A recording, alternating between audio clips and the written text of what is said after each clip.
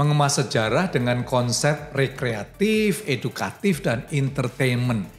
Saya Jimmy Untoro dalam Satu Cerita untuk Indonesia, kita akan ngobrol asik gimana sih membangun nasionalisme dengan sejarah di era modern ini, dan kita langsung ngobrol dengan orang yang sangat menggeluti di dalam dunia historia, yaitu Mas Asep Kambali, founder dari komunitas Historia Indonesia. Mas Asep, apa kabar nih? Alhamdulillah baik. Thank you nih waktunya.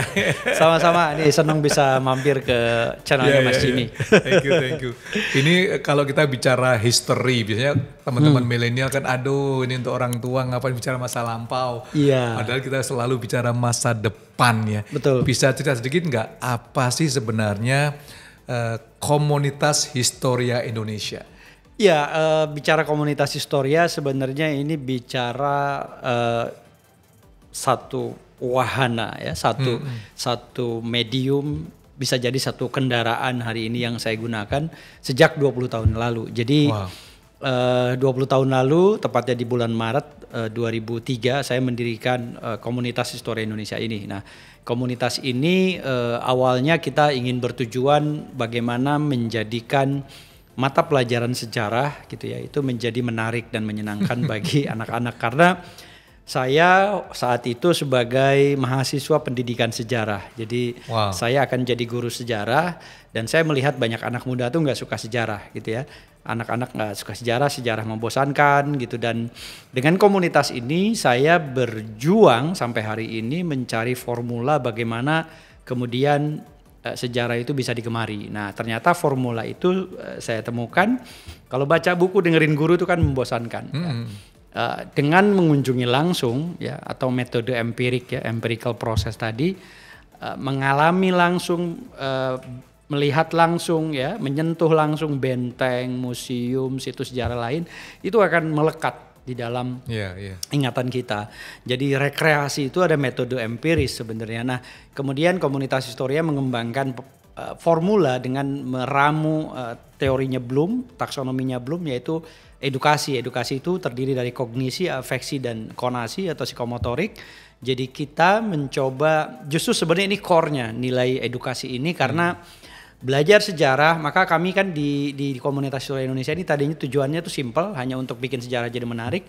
Di 2005-2006 kita merubah visi ya.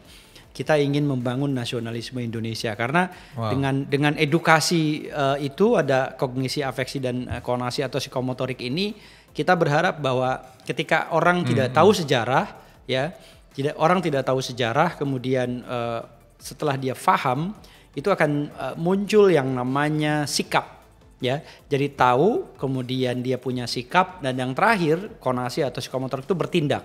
Jadi motivate to action ya, memberikan motivasi untuk bergerak. Nah, yang terakhir adalah entertainment. Jadi kita bikin games, bikin night at the museum atau menginap di museum ya.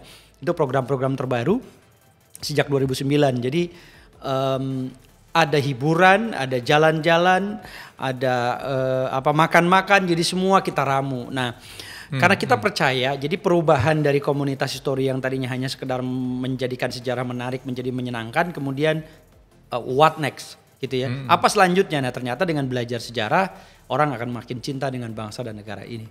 Gitu ya. Itu tujuannya. Ini suatu yang seringkali teman-teman milenial termasuk saya mungkin ya. History udah apalagi now social media sangat sedikit sekali yang mengkupas tentang history, semuanya is all the futuristic, AI dan sebagainya ya. Nah, itu orang yang nggak sadar ya, bahwa yang pertama, bahwa sejarah itu selalu dipandang masa lalu. Memang secara terminologi sejarah itu adalah the past gitu ya, masa lalu gitu. Tapi dalam pemahaman saya mengembangkan yang namanya teori historical consciousness. Kesadaran sejarah. Nah, ternyata kesadaran sejarah itu adalah berisi 3 dimensi. Masa lalu, masa kini, dan masa yang akan datang. Kenapa? Karena saya hari ini saya bisa datang ke sini karena saya berpijak pada masa lalu. Karena saya punya janji di masa lalu. Saya datang ke sini. Maka saya bisa berbicara karena saya ingat masa lalu saya. Bayangkan kalau saya tiba-tiba amnesia, saya nggak akan datang ke sini. Saya juga nggak akan bisa berbicara. Jadi saya hari ini berkat masa lalu, dan kita mesti yakin bahwa masa depan itu berkat perjuangan hari ini. Jadi kalau hari ini kita tidak melakukan apa-apa, tidak akan lahir yang namanya masa depan. Saya selalu katakan pada anak-anak muda, pada audiens saya, kalau kita tidak bermimpi dan tidak mewujudkan mimpi untuk masa depan itu, maka jangan berharap ada hari esok. Jangan berharap ada masa depan. Nah, maka sebenarnya sejarah itu gabungan, ya, atau history itu gabungan antara masa lalu, masa kini, dan masa yang akan datang. Indonesia hari ini berkat perjuangan para pahlawan bangsa di masa lalu, dan Indonesia di masa depan berkat perjuangan kita hari ini. Gitu. Jadi kalau kita nggak ngapa-ngapain, mau ngapain kan? Gitu. Ya, apalagi makanya saya selalu sampaikan juga, Indonesia ini kompleks, persoalan bangsa ini sangat kompleks. Maka setiap individu, ya, setiap individu itu harus hadir seperti puzzle, menjadi satu keping solusi untuk menyelesaikan berbagai macam persoalan yang dihadapi negeri ini. Jangan kalian hadir jadi satu keping beban, jadi satu keping masalah. Kalian akan jadi sampah masyarakat, jadi beban negara. Ya, peta Indonesia kalau kalian jadi sampah nggak akan jadi. Ya, kalian harus jadi solusi. Nah itu. Jadi kalau kita ngelihat ya, Mas Asep, kalau bicara history, tadi dari penjelasan itu cukup menarik. History harus dikemas secara apa? Secara rekreasi, kreatif, edukasi, entertainment. Gitu. Ya. Kreatif dan edukatif. Bisa kasih contoh satu nggak? Topik history atau museum suatu yang telah you kemas, membuat kita wow, yang nggak pernah memikir sama sekali. Ya, ini penting sebenarnya konsepnya. Jadi fundamental. Karena kalau kita ajarkan anak-anak kita matematika, dia akan pandai berhitung. Tapi kalau kita ajarkan anak-anak kita sejarah, maka dia akan semakin mencintai bangsa dan negaranya. Nah, disinilah pentingnya sejarah. Karena dalam matematika, fisika, kimia, kita tidak diajarkan cinta tanah air. Kita diajarkan berhitung, logika, diajarkan ilmu keterampilan lain. Tapi jika kita tidak ajarkan sejarah, justru inilah yang akan menggelincirkan anak-anak bangsa kita kesadaran berbangsa dan bernegaranya. Ini pula yang akan membuat rapuhnya akar kebangsaan kita. Di titik inilah maka sejarah menjadi penting. Nah, kami berjuang memformulasikan bagaimana sejarah ini bisa menarik, ya, bisa digemari, bisa dalam waktu 2 jam setiap kegiatan itu sold out gitu ya. Dan sejak 2010 saya kemudian mengembangkan satu formula lagi dan saya serius, saya kemudian mendirikan perusahaan di tahun 2013, saya kemudian mendirikan yayasan di 2017 dan 2010 saya keluar dari zona nyaman. Saya menjadi entrepreneurs, historypreneur. Dari seorang lecturer. Ya. Wow. Jadi saya pernah jadi general manager hotel, saya pernah jadi kepala museum, saya pernah jadi konsultan di Asia PR Company. Saya kemudian keluar dari situ dan saya menjadi historypreneur, history entrepreneurs, pengusaha sejarah. Nah, apa yang saya jual? Ini yang juga saya bawa ke Kick Andy. Saya bikin program yang namanya menginap di museum. Menginap di museum. Ya, ini gimana di sini kita bisa nginap? Nah, apa itu movie yang terkenal itu? Get Lost in Museum, what is the movie? Night at the Museum. Night at the 2006. Museum. 2006. Ya. Nah, itu Ben Stiller. Jadi menginap di museum itu adalah satu brand baru yang kita kembangkan sejak 2009.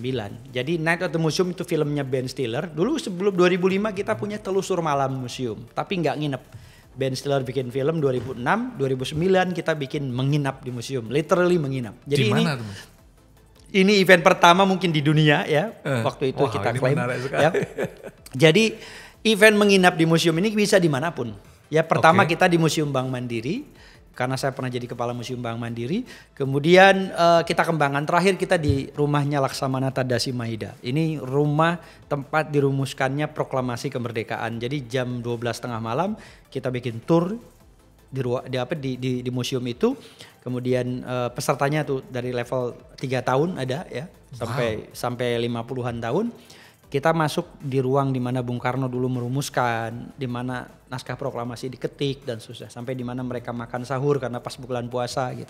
Jadi kita kemas di dalam setiap program itu. Jadi Night at the Museum. Nah, ini sebenarnya yang menjadi menarik karena kami di komunitas Historia tidak hanya memfasilitasi masyarakat, kami memfasilitasi publik, memfasilitasi brand ya, memfasilitasi kementerian lembaga untuk mengeksplorasi sejarah. Jadi banyak di antara mereka yang request ke kita gathering ya, outbound bertema sejarah, bertema cinta tanah air bertema nasionalisme dan kebangsaan. Jadi kita bikin program namanya Historia Amazing Race. Nah ini salah satu program juga selain menginap di museum, program yang banyak digemari oleh sekolah, kampus, kementerian, lembaga, bahkan perusahaan. Kalau misalnya ada satu departemen ya, dari mulai Garuda Indonesia, ya Bank Mandiri, pokoknya brand-brand gede lah ya, multinational company, Unilever, Puratos, bahkan Bank Dunia gitu.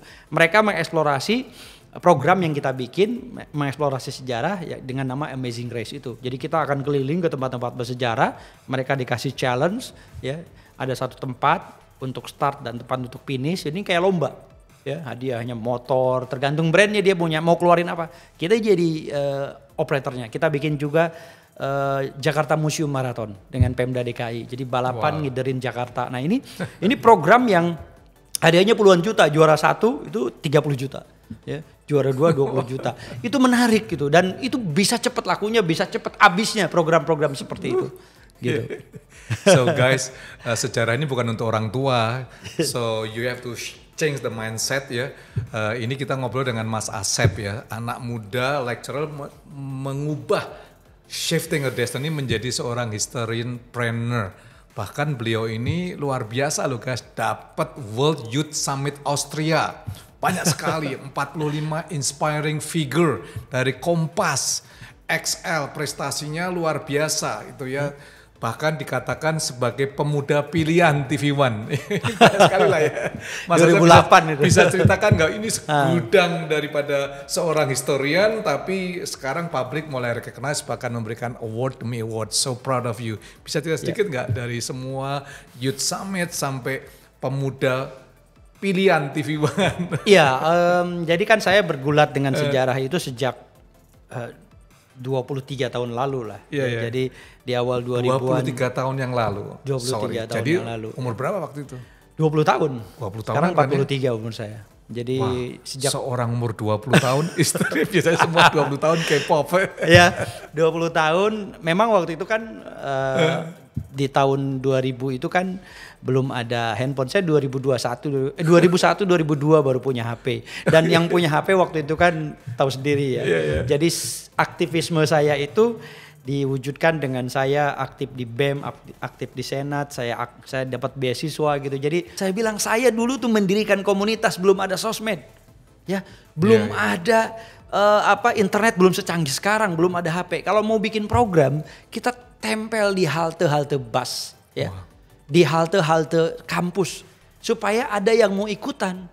Sekarang kan tinggal broadcast di grup WA. Sekarang tinggal colekin orang di mana di Facebook, di sosial media. Dulu susah sekali gitu ya. Sekarang media online pun banyak. Dulu hanya koran yang terbit itu kita bisa viral, ya. Nah, jadi terus berkarya di bidang yang kita passionate ini. Kalau nggak ada passion itulah, saya yakin saya nggak akan seperti sekarang ini. Bulan Mei yang lalu saya baru pulang dari Amerika dalam program International Visitor Leadership Program. Ya, diundang langsung oleh Department of State-nya pemerintah Amerika dan saya dibiayai semuanya. 1 bulan di Amerika keliling 5 negara bagian. Nah, itu karena saya menggeluti sejarah. Saya menjadi seorang sejarawan, mendirikan komunitas dan ternyata apa yang saya perjuangkan ini cukup berdampak ya, maksudnya sangat berdampak di masyarakat dan sampai pemerintah Amerika juga melihat itu gitu kan artinya. Jadi saya diundang langsung invitationnya dari Amerika. Wow. Gitu. Ini yang cukup menggelitik saya dari semua award. Tapi yang saya lihat di portfolionya ini ada satu movement, itu movement atau apa yang dibuat Mas Asep membentuk sebuah paguyuban, bahkan memakai nama You Asep Dunia. Ya. Gerakan sosial, kebudayaan, apalagi ya. Ini keren sih guys ya. Bisa ceritakan nggak gimana sih komunitas paguyuban Asep Dunia?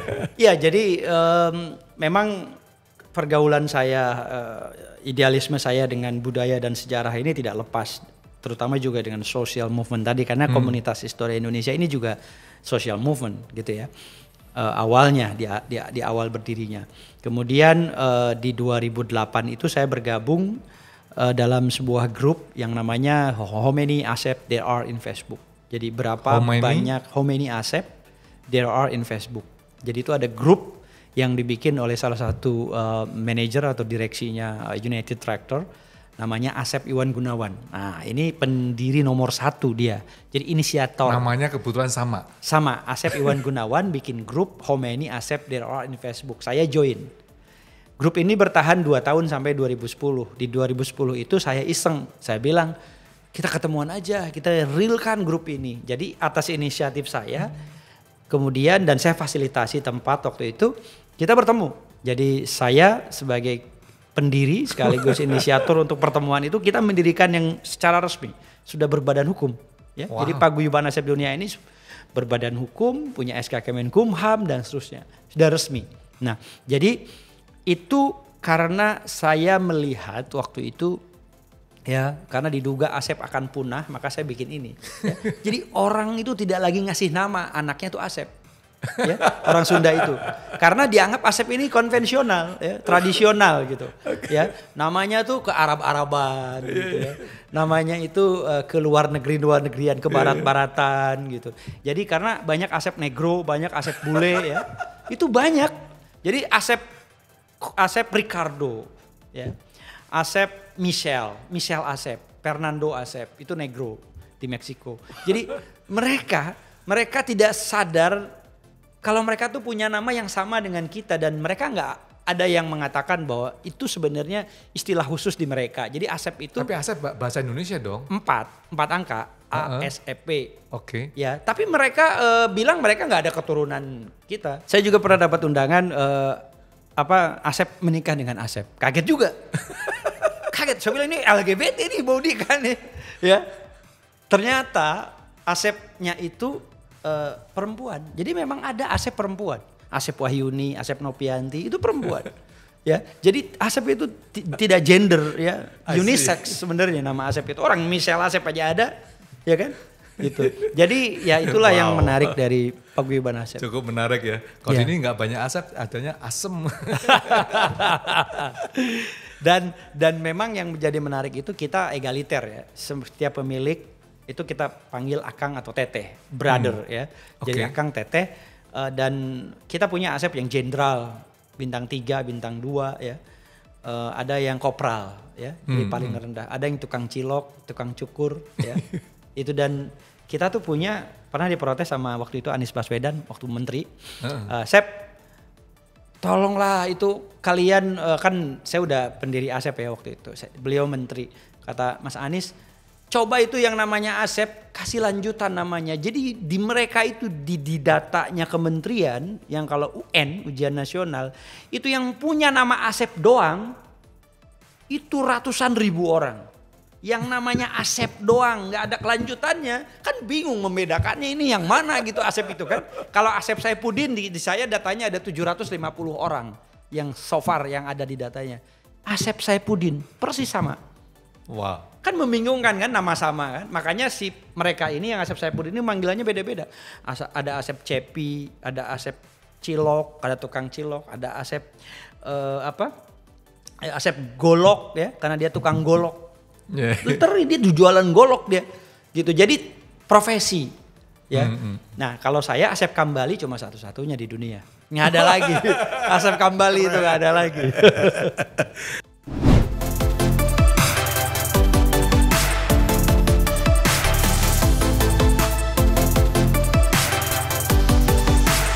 Terima kasih Anda telah menonton video ini. Jangan lupa untuk like, comment, share, dan juga nyalakan lonceng notifikasi untuk cerita-cerita menarik di waktu yang akan datang di dalam Satu Cerita untuk Indonesia.